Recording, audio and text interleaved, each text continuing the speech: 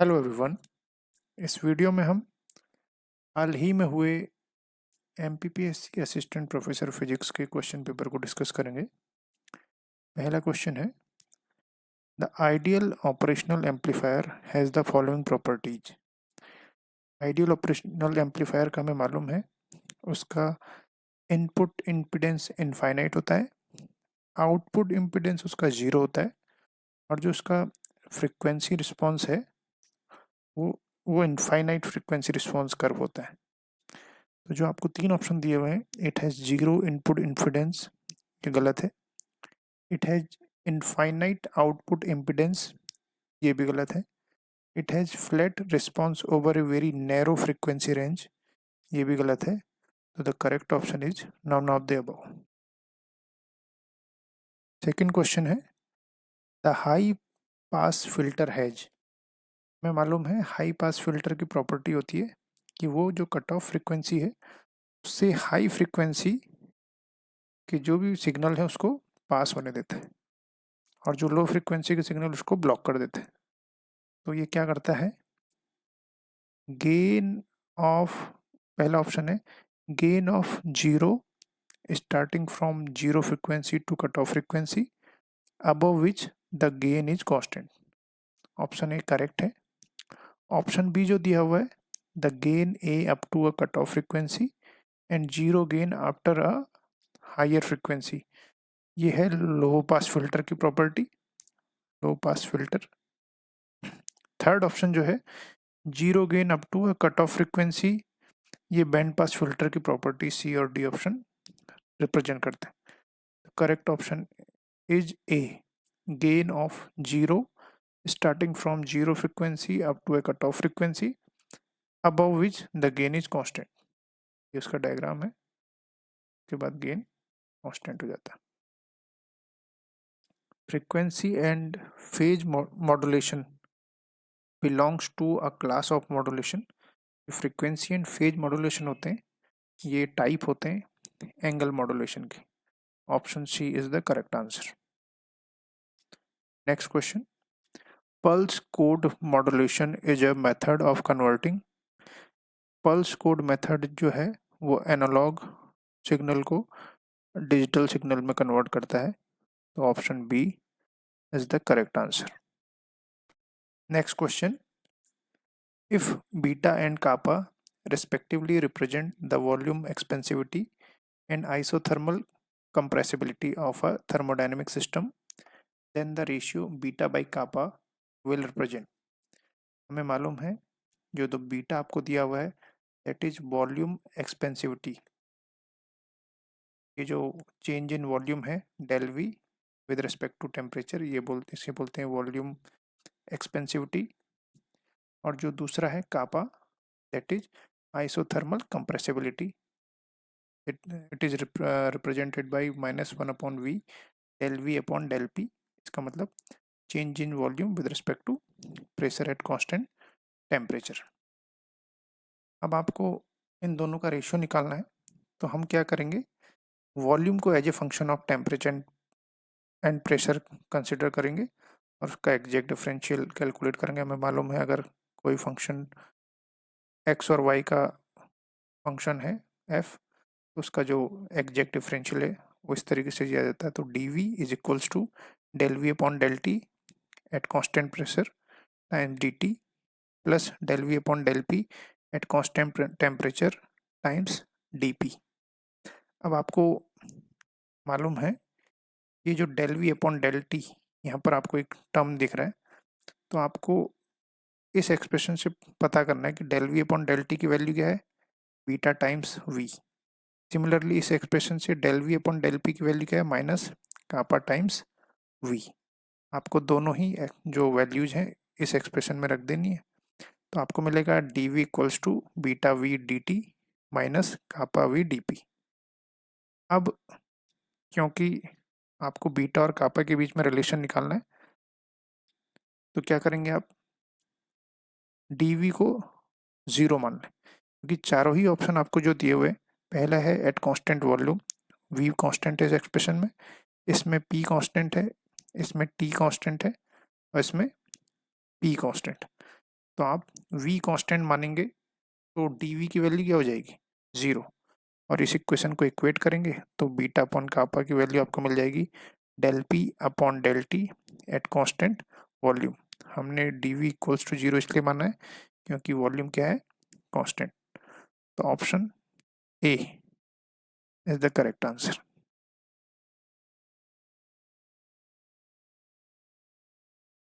Next question, which of the which one of these represent the chemical potential of a thermodynamic system? हमें मालूम है कि जो internal energy का formula होता है that is T D S minus P D V plus mu D N. Usually हम जो first law of thermodynamics T D S minus P D V हम पढ़ते हैं जब नंबर ऑफ पार्टिकल्स चेंज होते हैं सिस्टम के वेरिएबल हो, तब हम जो पूरा एक्सप्रेशन होता है इंटरनल एनर्जी का that is D U equals to T D S minus P D V plus mu D N. अब आपको एक चीज़ का ध्यान रखना है, आपको जो चारों ही ऑप्शन दिए हुए हैं अगेन इसमें u और v कांस्टेंट है। आप देखिएगा internal energy is constant in all four expression.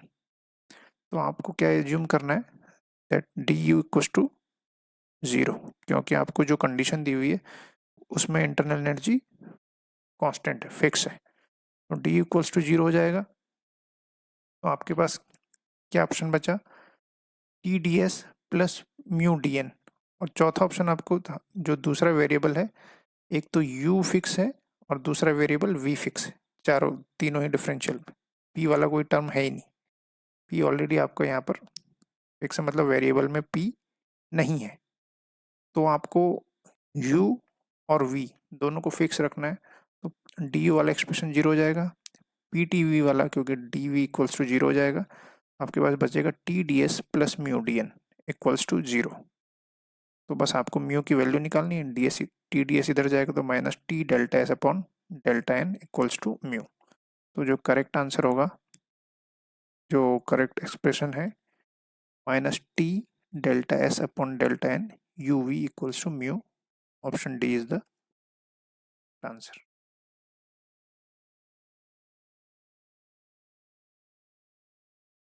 Next question, according to the laws of thermodynamics which of these relations are correct? First law of thermodynamics बोलता है D Q equals to T U plus P D V, D Q equals to T D S, P D V को आप equal to के side लाएंगे तो T D S minus P D V equals to D U. अब आपको चारों ही option में del U upon del V की वैल्यू फाइंड करनी है। तो आप क्या करेंगे, पूरे इक्वेशन में डी वी से डिवाइड करेंगे, it will become D del S upon del V, D V upon D V 1, del U upon del V. आपको इस तरीके से पूरी इक्वेशन मिल जाएगी। अब आपको क्योंकि del U upon del V ये जो इंटीग्रल डिफरेंशियल आपको पता करना है, जो कंडीशन दी हुई है एट कांस्टेंट टेम्परेचर। तो अब यहाँ पर हम मैक्सवेल रिलेशन का यूज करेंगे। हमें मालूम है del S upon del V at constant temperature is equals to del P upon del T at constant volume. बस आपको रिप्लेस करना है, तो ये एज इट इज आपको एक्सप्रेशन मिल जाएगा। तो correct option is del U upon del V at constant temperature V del P upon del T V minus P. ऑप्शन A is the correct answer. Next, phase space diagram of linear harmonic oscillator. हमें पता है linear harmonic oscillator की total energy क्या होती है, kinetic energy P X square upon 2m plus half M omega square X square, और p और x के फॉर्म में अगर इसको लाएंगे तो इस तरीके से e को पूरी इक्वेशन में डिवाइड करें तो यहाँ हो जाएगा P X square upon 2me और यहाँ हो जाएगा 2e।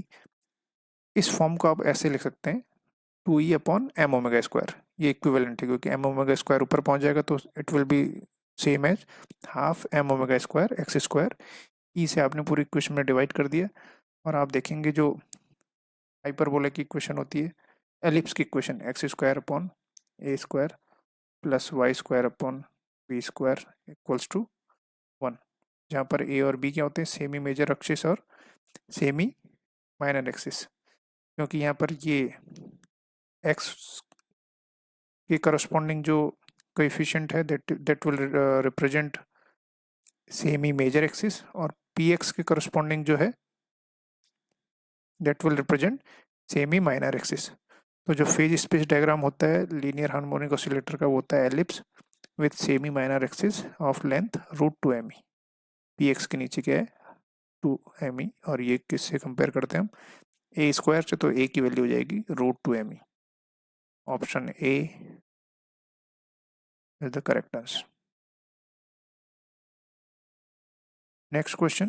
The ensemble of a system in which every system has equal energy and whose all quantum states are equally probable। हमें मालूम है अगर जो ensemble के सिस्टम है उनका नंबर ऑफ पार्टिकल, वॉल्यूम और एनर्जी तीनों ही सेम रहते हैं, तब हम उसे बोलते हैं micro canonical ensemble. NVT number of particle, volume और टेम्परेचर तीनों सेम हो तो उसे बोलते हैं canonical ensemble. And third one is grand canonical ensemble. तो जो आपको कंडीशन दी हुई है कि सभी सिस्टम में एनर्जी क्या है, सेम है, इक्वल एनर्जी है, तो ये होगा micro canonical ensemble is the correct answer. Reciprocal lattice of simple cubic lattice is. हमें मालूम है जो सिंपल क्यूबिक लैटिस का जो रेसिप्रोकल लैटिस होता है that is simple cubic, FCC का बीसीसी और बीसीसी का एफसीसी। तो सिंपल क्यूबिक लैटिस आपको दिया हुआ, उसका जो रेसिप्रोकल लैटिस होगा that will be simple cubic lattice. Apart from temperature measurement, thermistor can also be used for। all of the above is the correct answer। जितने भी और ये बहुत मल्टीपर्पज़ डिवाइस होता है जिसको हम वैक्यूम मेजरमेंट में भी यूज़ करते हैं, लिक्विड्स के जो लेवल और फ्लो रेट मेजर करने के लिए भी डिवाइस यूज़ करते हैं, और पावर हेड हाई फ्रिक्वेंसीज को यूज़ करने के लिए भी थर्मिस्टर का यूज किया जाता है। Next question. The quantity to be measured in vibrating systems are. कोई भी वाइब्रेटिंग सिस्टम होता है उसमें डिस्प्लेसमेंट भी मेजर होता है। तो डिस्प्लेसमेंट आपने मेजर किया तो ऑटोमेटिकली आप क्या निकाल सकते हैं, वेलोसिटी dx/dt करके। अगेन उसको टाइम के रिस्पेक्ट में डिफरेंशिएट करके you can measure acceleration. All of the above is correct answer. Next question. The two vectors phi1 and phi2 are said to be orthogonal if there. कोई भी the vector अगर orthogonal है तो उनका जो scalar product है वो क्या होना चाहिए, जीरो। हमें पता है ए डॉट बी अगर जीरो है तो दोनों क्या होते हैं, म्यूचुअली परपेंडिकुलर। क्वांटम मैकेनिक्स में भी अगर स्टेट वेक्टर की जब बात होती है तो जब हम ऑर्थोगोनल प्रूफ करते हैं दो स्टेट वेक्टर को तो उनका स्केलर प्रोडक्ट क्या होना चाहिए, स्केलर प्रोडक्ट जीरो होना चाहिए। Option C is the correct answer. Next question. A square matrix is said to be non-singular। कोई भी मैट्रिक्स सिंगुलर कहलाती है जब उसका डिटर्मिनेंट जीरो हो। नॉन सिंगुलर मैट्रिक्स इसका मतलब उसका डिटर्मिनेंट जीरो नहीं है। हमें मालूम है कि जो इन्वर्स का जो फॉर्मूला, तो किसी मैट्रिक्स का इन्वर्स निकालना है that is 1/mod A times adjoint A. अगर मॉड ए जीरो हो जाए तो किसी भी मैट्रिक्स का इन्वर्स निकालना पॉसिबल नहीं है। इसका मतलब सिंगुलर मैट्रिक्स का इन्वर्स पॉसिबल नहीं है। तो इसका जस्ट अपोजिट, अगर कोई स्क्वायर मैट्रिक्स है जो नॉन सिंगुलर है इसका मतलब it's determinant does not vanish. Option A is the correct answer.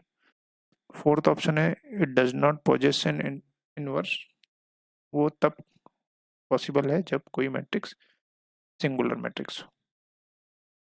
Next question. If a scalar triple product of three vector is zero it indicates that. अगर तीन vector का जो scalar triple product zero आता है, इसको इस तरीके से डिफाइन करते हैं A dot B cross equals to zero. इसका मतलब अगर इसका फिजिकल सिग्निफिकेंस देखें किसी ट्रिपल प्रोडक्ट का, वो क्या बताता है आपको, वॉल्यूम ऑफ पैरेलल पाइप। अगर वॉल्यूम ही जीरो है इसका मतलब तीनों ही वेक्टर क्या है, कोप्लेनर, सेम प्लेन में एग्जिस्ट कर रहे हैं। Option A is the correct answer. Three vectors are coplanar.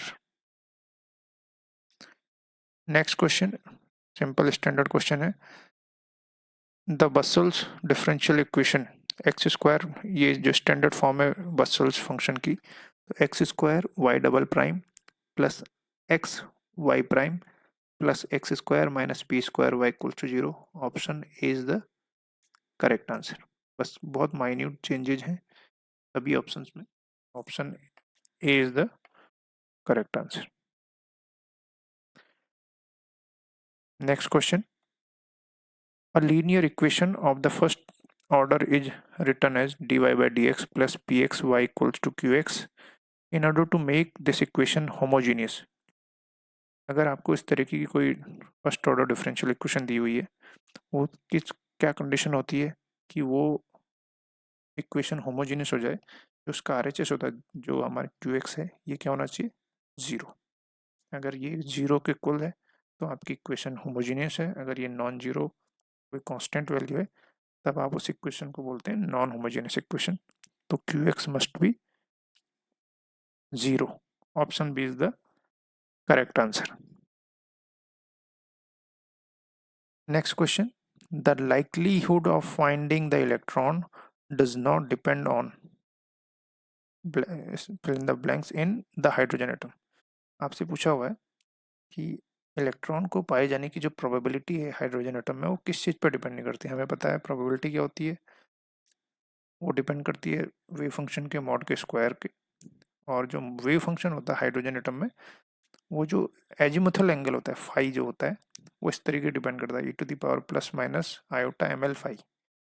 तो साई स्टार साई की जब भी आप वैल्यू निकालोगे, मॉड साई का स्क्वायर निकालोगे, तो ये जो प्रोबेबिलिटी डेंसिटी होती है वो आर पे डिपेंड करती है, थीटा पे डिपेंड करती है, लेकिन फाई पे नहीं करती। क्यों? क्योंकि ये जो ई टू द पावर आयोटा, मान लीजिए ई टू आयोटा फाई है, इसका जो कॉम्प्लेक्स कॉन्जुगेट होगा e to the power minus iota phi, तो हमेशा फाई को क्या हो जाता है, कैंसिल आउट हो जाता है प्रोबेबिलिटी के एक्सप्रेशन में।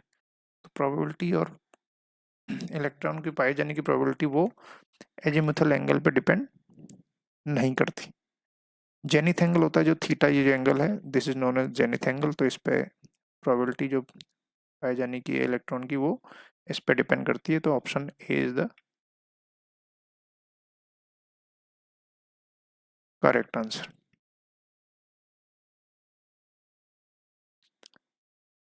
Next question, the value of intrinsic spin quantum number S of half is an outcome of the, हमें मालूम है स्पिन की जो डिस्कवरी होती है that that was from Stern गर्लक एक्सपेरिमेंट। तो करेक्ट ऑप्शन इज स्टर्न गर्लक एक्सपेरिमेंट।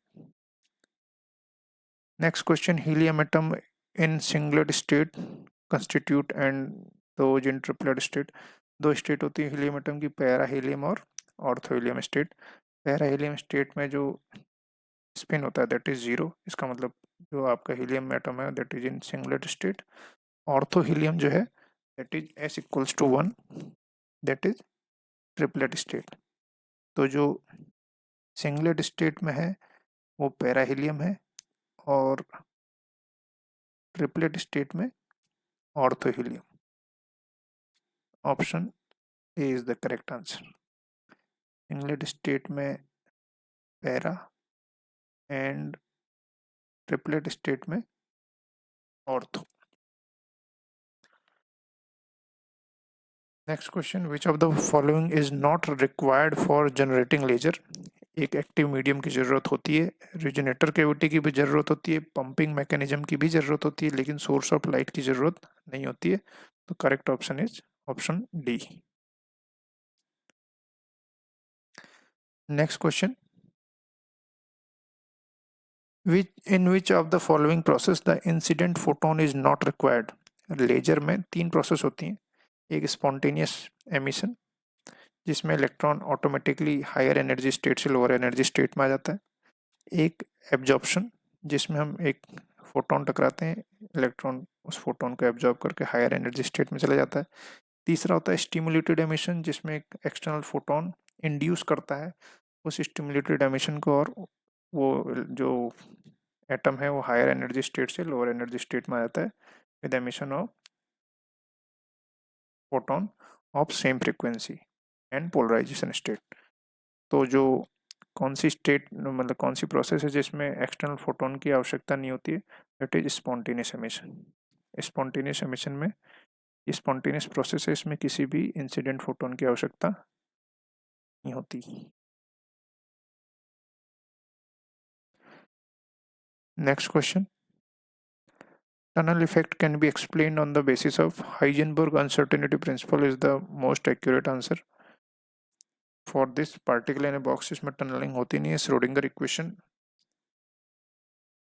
के अलावा भी इस इक्वेशन को एक्सप्लेन किया जा सकता है। तो जो बेसिक जो रूल है क्वांटम मैकेनिक्स का, that is Heisenberg uncertainty principle. Next question, the energy operator in one dimension equals to I H cut del by del T. इसमें एच कट आपको एक्सप्रेशन में दिया हुआ है एच अपॉन 2 पाई, तो option A is the correct answer. The set of all rotation, next question है the set of all rotation in 3 dimension. ये rotation matrix है 3 डायमेंशन में, और जो जिस ग्रुप से इसको डिनोट किया जाता है दैट इज SO3। इसका मतलब special orthogonal group of order 3, क्योंकि 3 डायमेंशन की बात हो रही है, तो इसके लिए हमें SO3 ग्रुप का यूज किया जाता है। Next question, question number 42, the sum और डिफरेंस ऑफ 2 और more tensor of the same rank and type is. कभी भी अगर आपको कोई भी 2 टेंसर ऐड करने या सब्ट्रैक्ट करने, तो उनका जो रैंक और टाइप हमेशा सेम होना चाहिए, और जो उसका आउटकम भी होगा that will be of same rank and same type. मान लीजिए आपके पास 3 मैंने यहाँ पर टेंसर दिए हुए A, B और C। जो कोवेरिएंट रैंक है A में that is 2 and contravariant is 1। Similarly in B, C में क्या है, कोवेरिएंट रैंक जो है दैट इज 1 R, और contravariant rank P and Q। A और B को आप ऐड कर सकते हैं, डिफरेंस भी कर सकते हैं क्योंकि सेम है, सेम रैंक सेम टाइप। लेकिन B और C को आप नहीं कर सकते, A और C को भी नहीं कर सकते, क्योंकि दोनों ही डिफरेंट रैंक और डिफरेंट टाइप के टेंसर हैं। तो जो कभी भी अगर आप 2 टेंसर को ऐड करें, तो जो उसका आउटकम होगा will be of same rank and same type. जो उसका आउटकम होगा will be of same tensor of same rank and same type. Option B is the correct answer.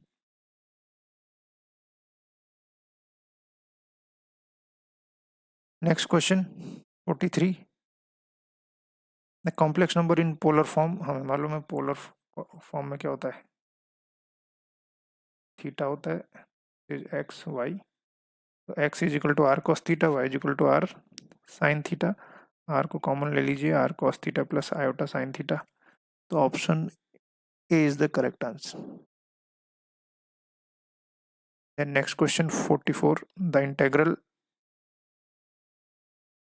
Is known as, क्योंकि हमें पता है ट्रेपेजॉइडल रूल में ये use होता है कि एरिया ऑफ ट्रेपेजॉइडल क्या होता है, हाफ इनटू हाइट, हाइट होता है B minus A, sum of opposite sides होता है F A plus F B. इस तरीके से ये जो एक्सप्रेशन है that is of trapezoidal rule. Next, a simple procedure for estimating the truncation error is called Runge Kutta method. जो होता है उसमें हम जो ट्रंकेशन एरर है वो हम कैलकुलेट कर सकते हैं या मेजर कर सकते हैं उस प्रोसीजर के थ्रू। तो Runge Kutta method is the correct answer. जो इंटरपोलेशन है और एक्सट्रापोलेशन, लीनियर इंटरपोलेशन, किसी फंक्शन की इन बिटवीन किसी वैल्यू पे उसकी अगर किसी फंक्शन की वैल्यू निकालनी, उसके लिए इसका यूज होता है। तो ट्रंकेशन एरर के लिए जो best answer is that is Runge Kutta method. Next question, any system of canonical ensemble can exchange with its environment. एक कैनोनिकल एंसेंबल है, हमें मालूम है जब जब सिस्टम बहुत सारे सिस्टम है किसी इंसेंबल में, अगर उनके नंबर ऑफ पार्टिकल, वॉल्यूम और टेम्परेचर अगर ये सेम है तो इसका मतलब वो सिस्टम कैनोनिकल एंसेंबल फॉर्म करता है। तो जो सिस्टम है वो ना ही पार्टिकल, क्योंकि एन फिक्स है, both energy as well as particle क्योंकि ऑलरेडी एन फिक्स है, नेदर एनर्जी नॉर पार्टिकल, वो केवल एनर्जी जो होती है वो एक्सचेंज कर सकता है एनवायरनमेंट के साथ, क्योंकि एनर्जी किस में फिक्स होती है, माइक्रो कैनोनिकल में। तो जो कैनोनिकल एंसेंबल है that can exchange energy with its environment.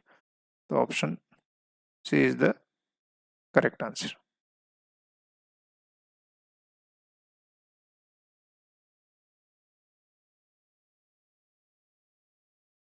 Option C.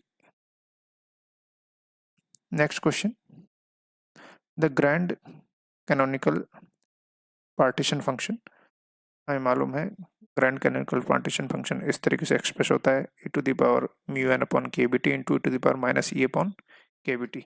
आपको 4 ऑप्शन दिए हुए हैं, आपको देखना है कि किस में ई का जो कोएफिशिएंट है that is negative and chemical potential का कोएफिशिएंट पॉजिटिव होना चाहिए। Option C is the correct answer.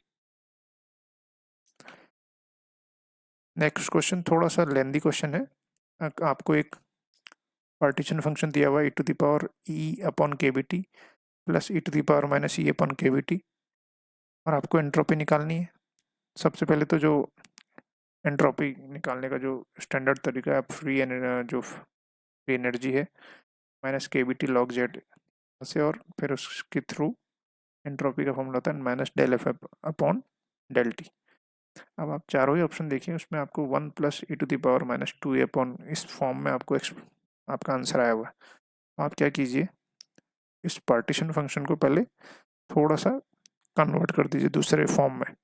E to the power E upon K B T को कॉमन ले लीजिए, तो अंदर बच जाएगा 1 plus E to the power minus two A upon K B T इस फॉर्म में। अब आपको इस फॉर्म में जो आपका जो सोल्यूशन है दैट विल लुक लाइक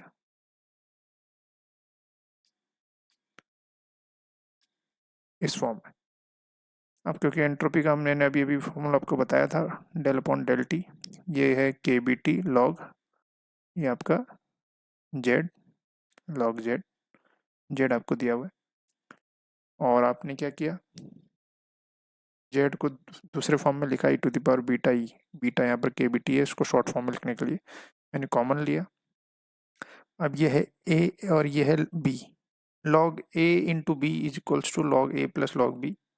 इसको आप बहुत सिंप्लीफाई करेंगे तो फाइनली आपको जो डिफ्रेंशिएशन था वो इस फॉर्म में मिल जाएगा।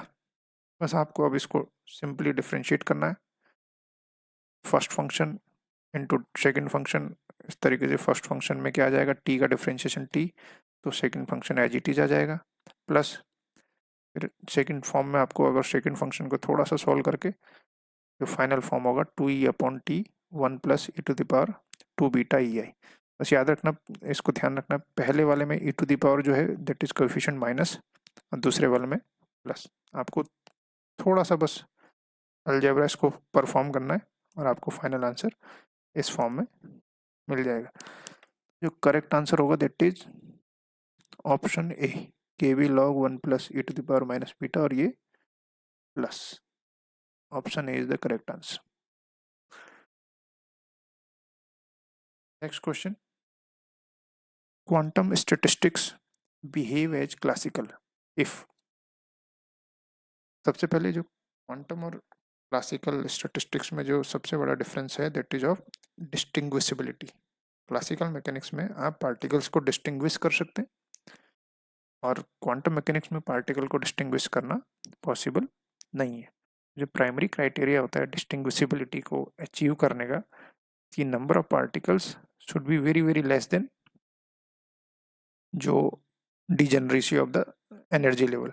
मान लीजिए आपके पास बहुत ज़्यादा डिजेनरेसी है, कंपार्टमेंट आपके पास बहुत ज़्यादा अवेलेबल है, लेकिन नंबर ऑफ पार्टिकल बहुत कम है, उसके कंपेरिजन मान लो 2 पार्टिकल है, तो 2 पार्टिकल का सेम कंपार्टमेंट को ऑक्यूपाई करने की प्रोबेबिलिटी बहुत कम होती है। इसलिए आप जब दोनों अलग-अलग कंपार्टमेंट में भरे जाते हैं तो उनको डिस्टिंग्विश करना बहुत आसान हो जाता है क्लासिकल मैकेनिक्स। तो जो उसका क्राइटेरिया होता है that is number of particle is very very less than जो डिजेनरेसी है, Ni should be very very less than Gi। Option A is the correct answer.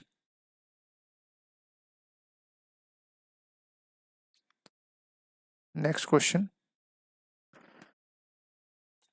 Main architect of Indian atomic energy program is, आपको मालूम होगा Bhabha atomic research centre, Homi Jahangir Bhabha, उन्होंने ही जो atomic program India में start किया था, मतलब फाउंडिंग मेंबर है।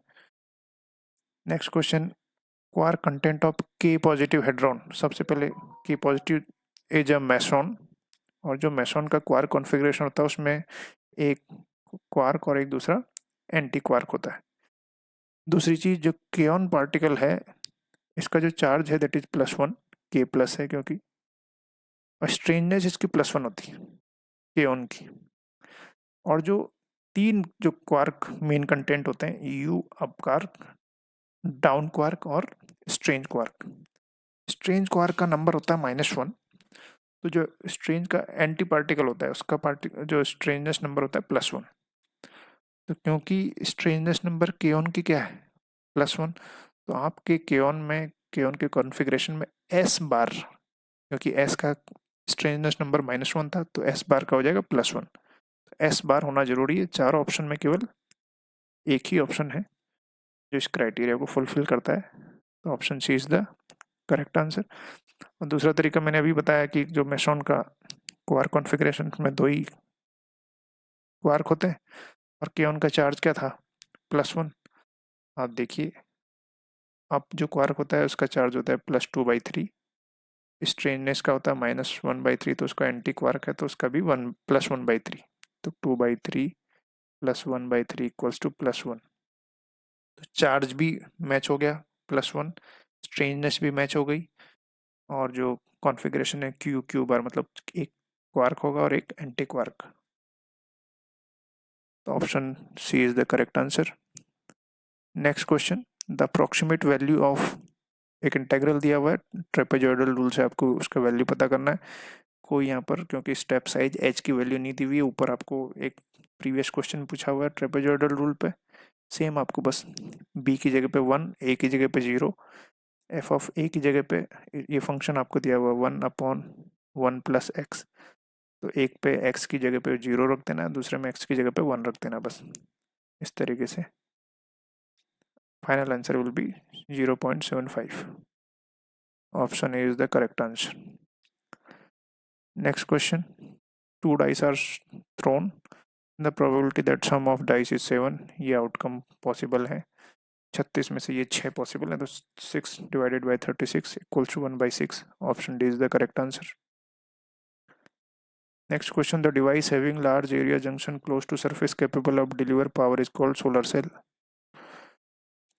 The angle between, next question, the angle between magnetic moment and orbital angular momentum vector for orbiting electron।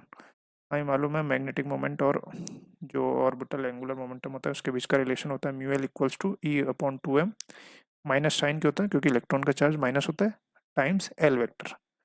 अब ये दोनों वेक्टर हैं, दोनों के बीच का रिलेशन क्या है, अगर ये एल वेक्टर है तो उसके जस्ट अपोजिट में होता है म्यू एल वेक्टर, मतलब ऑर्बिटल एंगुलर मोमेंटम इस डायरेक्शन में, तो मैग्नेटिक मोमेंट जस्ट अपोजिट, दोनों के बीच का angle 180 degree. Option C is the correct answer. Next question, the value of principal quantum number corresponding to H beta lines of Balmer series. सबसे पहले हमें पता होना चाहिए बाल्मर सीरीज क्या होती है, ऐसी सभी लाइंस जो n इक्वल्स टू 2 स्टेट में आके खत्म हो, जो उसका फाइनल स्टेट क्या होना चाहिए n equals to 2।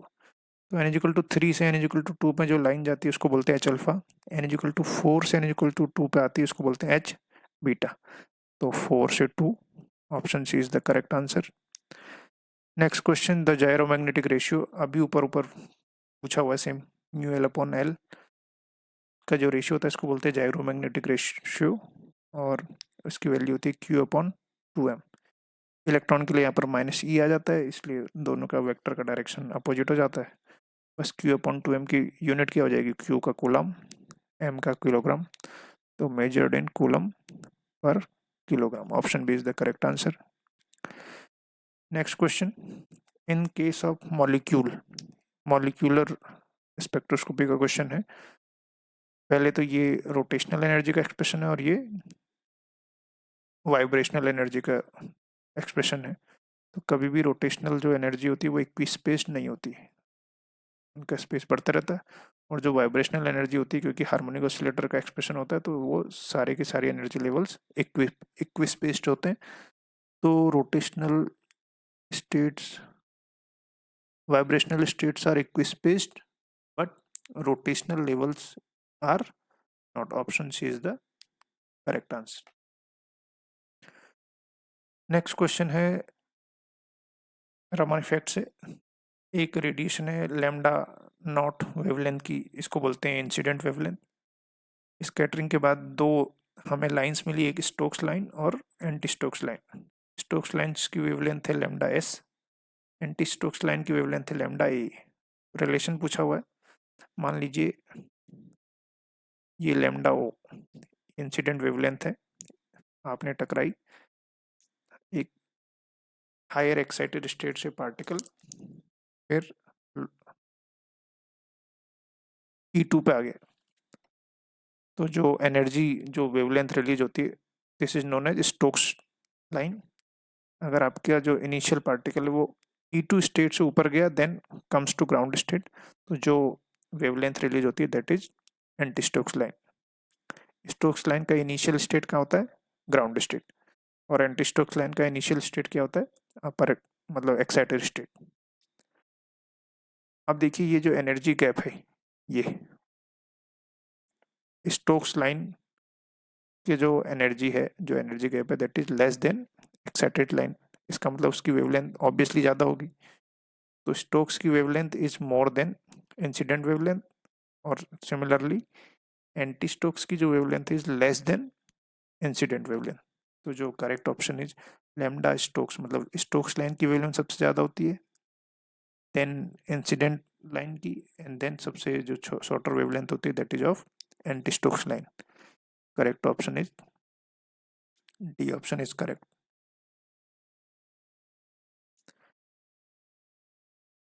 Next question, differential equation for kinetic energy T of particle with constant mass.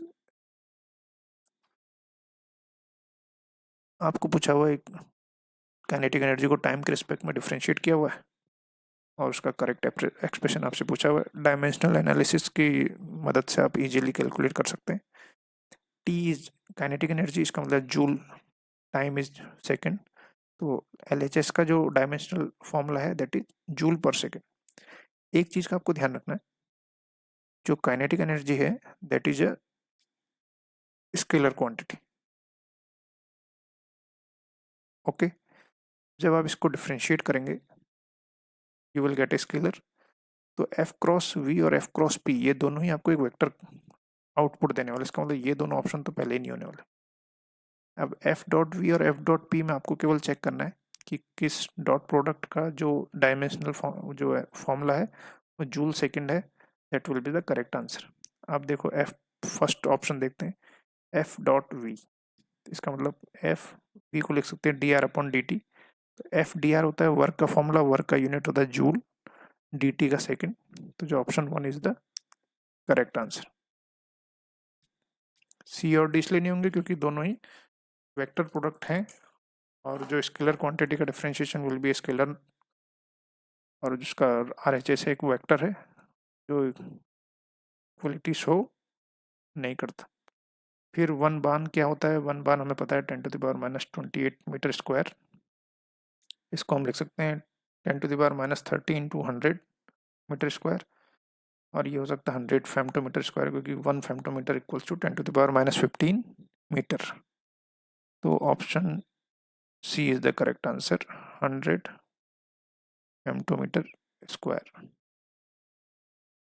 Next question, which statement is true regarding nuclear force. Range is very large, गलत। Depend on charge, गलत। Weak force नहीं, range is very small. Nuclear force is very small range force. Option D is the correct answer. Then next question 78. A neutron decays into proton with the emission of electron and कभी भी ये जो beta negative decay होता है उसमें क्या होता है, एक न्यूट्रॉन प्रोटॉन में कन्वर्ट हो जाता है विद एमिशन, क्योंकि प्रोटॉन का चार्ज क्या है +1, तो ऑब्वियसली क्योंकि इधर जीरो चार्ज है तो उसको न्यूट्रलाइज करने के लिए किसका एमिशन होना चाहिए, इलेक्ट्रॉन। अब क्योंकि कोई भी रिएक्शन हमें पता है न्यूक्लियर रिएक्शन में बहुत सारे रूल्स होते हैं, उसमें से एक रूल होता है लेप्टॉन नंबर कंजर्व होना चाहिए। इलेक्ट्रॉन का जो एल ही है, जो electron number that is +1 particle है, तो इस क्योंकि आरएचएस में इलेक्ट्रॉन क्या है 0, एलएचएस में इलेक्ट्रॉन नंबर 0 है, तो आरएचएस में भी इलेक्ट्रॉन नंबर 0 करने के लिए आपका ये जो जो भी पार्टिकल है उसका इलेक्ट्रॉन नंबर क्या होना चाहिए, -1। तो इसका मतलब यहाँ पर आपके पास एंटी पार्टिकल होना चाहिए, तो वो होता है एंटी न्यूट्रिनो। इसका इलेक्ट्रॉन नंबर -1 होता है, तो इलेक्ट्रॉन नंबर दोनों साइड +1 माइनस, आरएचएस में भी 0 और एलएचएस में भी 0। जो पार्टिकल होता है that is anti neutrino. Option B is the correct answer. Next, which statement is correct about alpha decay. Alpha decay में एक कोई पेरेंट न्यूक्लियस होता है, वो डिके कर जाता है, तो जो डॉटर न्यूक्लियस होता है उसका एटॉमिक नंबर 2 से घट जाता है और एटॉमिक मास 4 से, क्योंकि अल्फा पार्टिकल क्या होता है 2He4, तो एटॉमिक मास 4 से डिक्रीज हो जाता है, एटॉमिक नंबर 2 से। तो correct option is mass number changes by 4 and atomic number changes by 2. Option C is the correct answer. Next question mass defect पे है। आपको मास डिफेक्ट दिया हुआ है इन एटॉमिक मास यूनिट, जब और बाइंडिंग एनर्जी पूछी हुई है। बाइंडिंग एनर्जी का जो डायरेक्ट फॉर्मूला क्या होता है, delta M C square. Delta M आपको दिया हुआ है mass defect in atomic mass unit, और 1 atomic mass unit equals to 931 mega electron volt C square. बस दोनों नंबर को मल्टीप्लाई कर देंगे, you will get 28.3 MeV। Option B.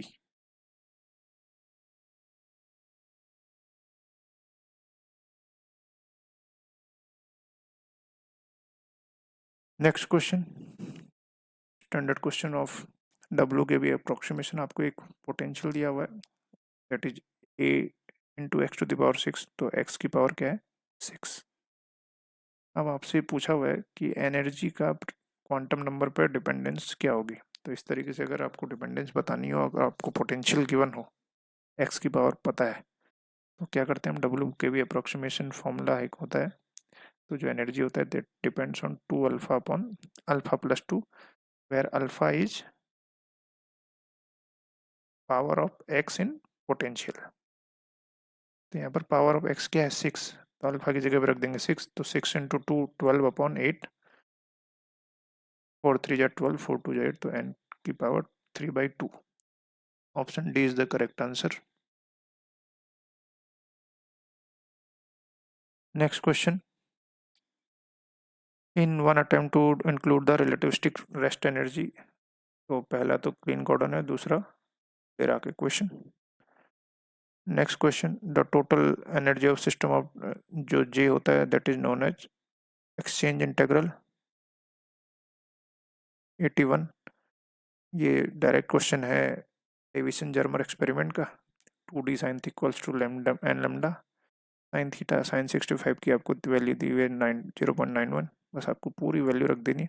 बहुत ट्रिकी क्वेश्चन था क्योंकि दोनों ऑप्शन दिए 1.66 और 1.67, तो जिसको बहुत बाई हार्ड ये एक्सपेरिमेंट याद होगा तो उसको पता होगा, जब हम इस मेथड से आंसर निकालते हैं दैट इज 1.66 एंगस्ट्रॉम, और जब हम lambda equal to H upon P की वैल्यू डी ब्रोगली के फॉर्मूले से निकालते हैं देन वी गेट 1.67 एंगस्ट्रॉम, और यहीं से पता चलता है कि जो पार्टिकल है that has wave nature.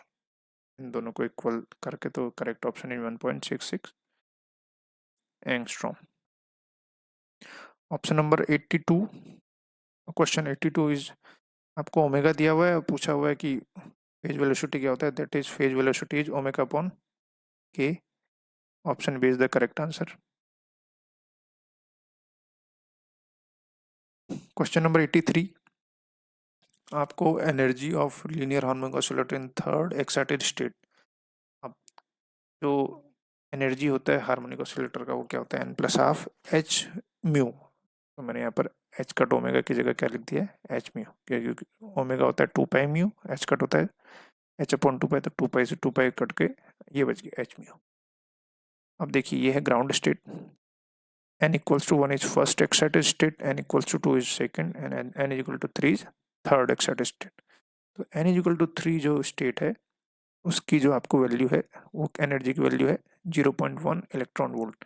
Electron volt को जूल में कन्वर्ट करना है, तो 0.1 इंटू 1.6 इंटू 10⁻19, एन की जगह पे यहाँ पर रख देंगे 3, 3 प्लस 1/2 इज 7/2, एच की जगह पे 6.6 इंटू 10⁻34 और म्यू, म्यू की वैल्यू आपको पता करनी है, सिंपल फॉर्मूले से आप पता करेंगे, दैट इज 6.9 इंटू 10⁻12 हर्ट्ज।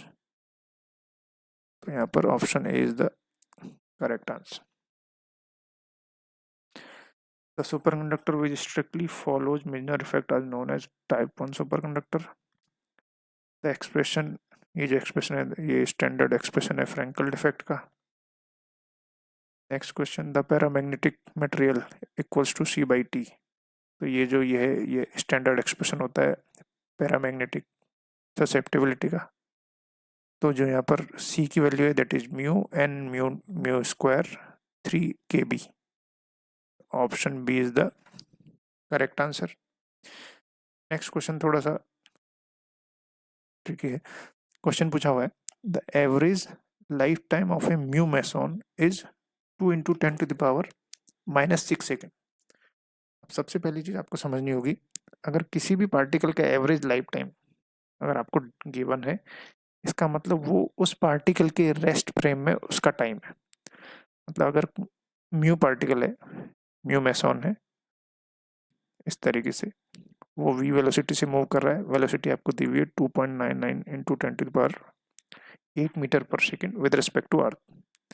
यहाँ पर एक ऑब्जर्वर है अर्थ में, अर्थ फ्रेम में रेस्ट पे है, उसके रिस्पेक्ट में ये म्यून v वेलोसिटी से मूव कर रहा है।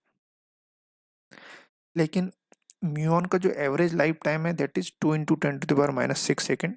इसका मतलब म्यून के रेस्ट फ्रेम में अगर कोई व्यक्ति म्यून के रेस्ट फ्रेम में आ जाए तो वो देखेगा कि म्यून केवल 2 इंटू 10⁻6 सेकेंड के लिए ही एग्जिस्ट करता है, उसके बाद ये डिके कर जाता है।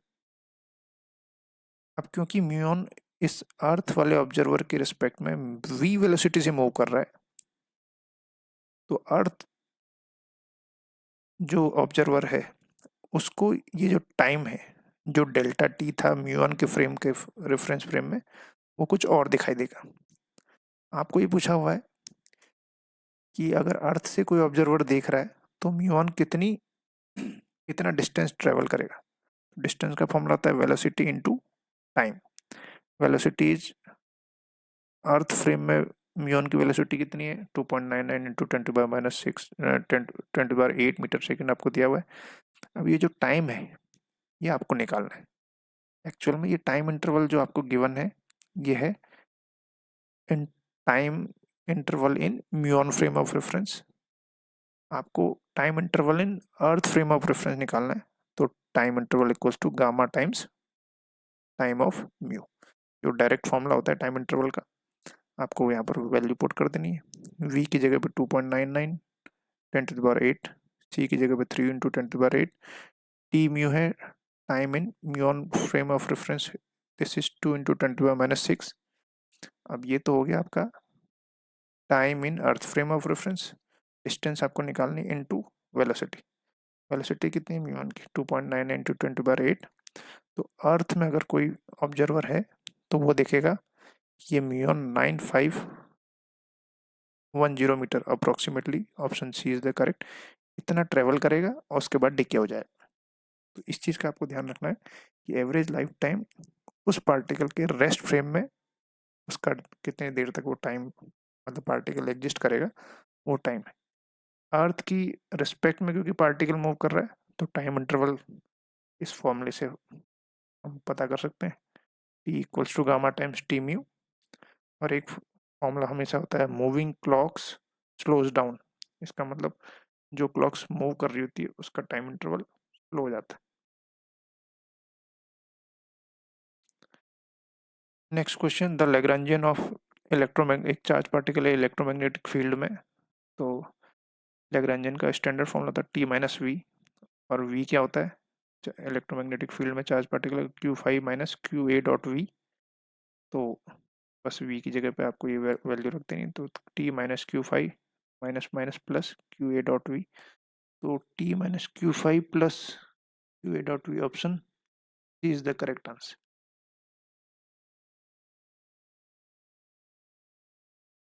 Next question, in an elastic collision of two particles, the linear momentum of their center of mass, मान लीजिए दो पार्टिकल हैं m1 m2, अगर आप उसके सेंटर, दोनों पार्टिकल के सेंटर ऑफ मास पे बैठ जाएं, अब आप centre of mass frame of reference में, तो centre of mass frame of reference में आपको दोनों ही पार्टिकल मूव करते हुए दिखेंगे, लेकिन आप खुद रेस्ट पे रहेंगे।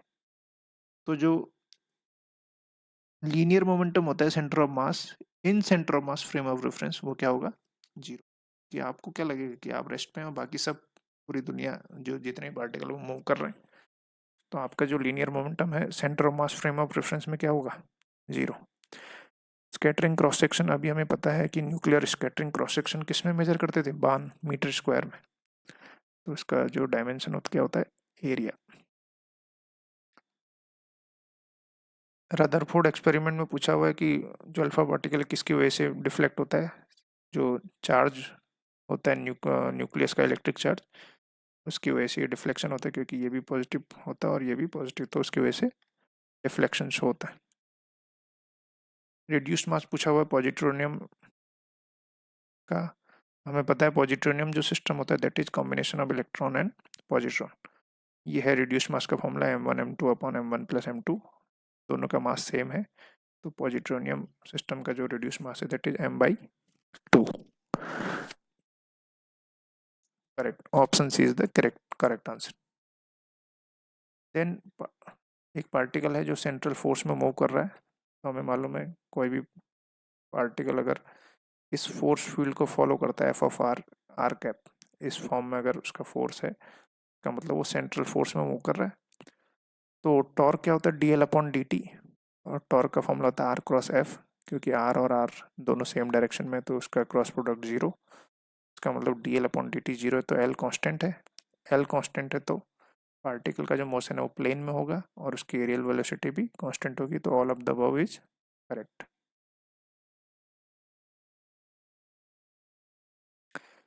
नेक्स्ट क्वेश्चन है, लिक्विड ड्रॉप मॉडल में कूलम्बिक जो कंट्रीब्यूशन होता है उसका एक्सप्रेशन क्या होता है, हमें पता है जो कूलम एनर्जी होती है Q1 Q2 upon 4 pi epsilon naught R, R क्या होता है, ए टू द पावर 1/3 की प्रोपोर्शनल होता है। बस देखिए यहाँ पर ए टू द पावर 1/3 सब में है, और यहाँ पर माइनस कंट्रीब्यूशन है, यहाँ पर जेड और Z-1, ये जो ऑप्शन ए है is the correct answer. Again दोनों ही इक्वेशन दी हुई है।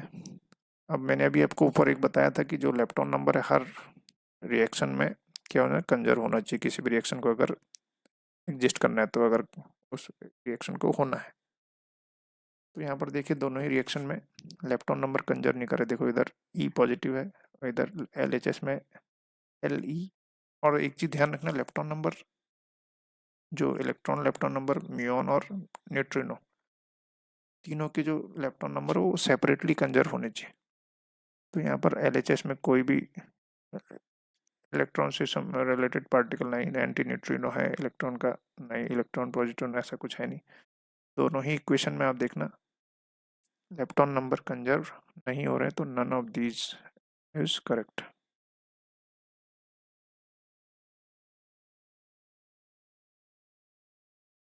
Next question, which particle are exchanged in strong interaction, gluon and meson.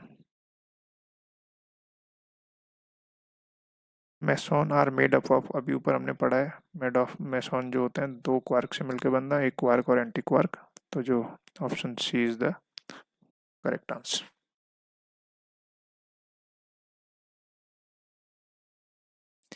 Next question है, an operational amplifier has infinite voltage gain, infinite input impedance and zero output impedance. Such operational amplifier are known as ideal op amp. Next question, an operational amplifier has gain bandwidth product. अब नाम पे ही लिखा हुआ देखिए, gain bandwidth product, तो आपको दिया हुआ गेन बैंडविड्थ प्रोडक्ट की वैल्यू 15 मेगाहर्ट्ज, 15 इंटू 10⁶ हर्ट्ज। अब ये क्या प्रोडक्ट है, गेन और बैंडविड्थ का प्रोडक्ट है ये, तो गेन आपको दिया हुआ 500, बैंडविड्थ आपको निकालना है, बस इसको डिवाइड कर दीजिए, दिस इज 3 इंटू 10⁴ या 30 kilo hertz. Option A is the correct answer. फिर दिया हुआ एक सर्किट है, both input and feedback resistance R 1 kilo, तो जो आर आई और आर एफ है दोनों सेम है। If the input voltage is 1 volt और वो इन्वर्टिंग टर्मिनल पे दी हुई है, का मतलब इन्वर्टिंग सेटअप है, तो V output is equal to minus R F upon R I, V input, R F और आर आई सेम है, वी इनपुट 1 वोल्ट है, तो जो आउटपुट होगा that is -1 volt.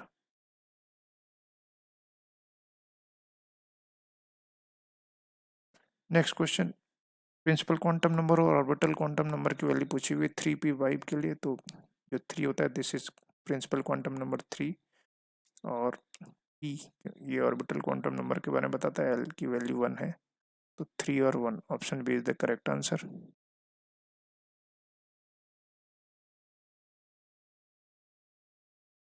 Next question, if the orbital angular momentum is generalization of momentum in classical mechanics, then what is the classical analog of spin angular momentum? No analog.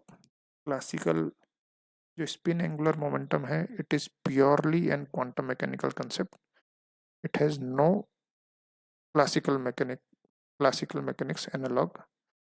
जैसे आप angular momentum जब हम explain करते हैं, कई बार बोला जाता है कि इलेक्ट्रॉन स्पिन कर रहा है आपने, ये सब गलत है। इलेक्ट्रॉन की इंट्रिंसिक प्रॉपर्टी होती है स्पिन, और जब भी आप कभी भी इस एंगुलर मोमेंटम को आप एक्सप्रेस करते हो तो वहाँ पर पोजीशन फॉर्म आता है आर क्रॉस पी, इस तरीके से। स्पिन एक इंट्रिंसिक प्रॉपर्टी, इस केवल और केवल जैसे h/2 सिग्मा, इस तरीके से। ये केवल और केवल किस पे डिपेंड कर रहा है, पॉलीमेट्रिक्स का, इसका मतलब स्पेस का कोई भी कंट्रीब्यूशन नहीं है स्पिन पे। ये एक इंट्रिंसिक प्रॉपर्टी है, जिस प्योरली क्वांटम मैकेनिकल कंसेप्ट है, जिसका कोई भी एनालॉग क्लासिकल मैकेनिक्स में नहीं है। Thank you very much.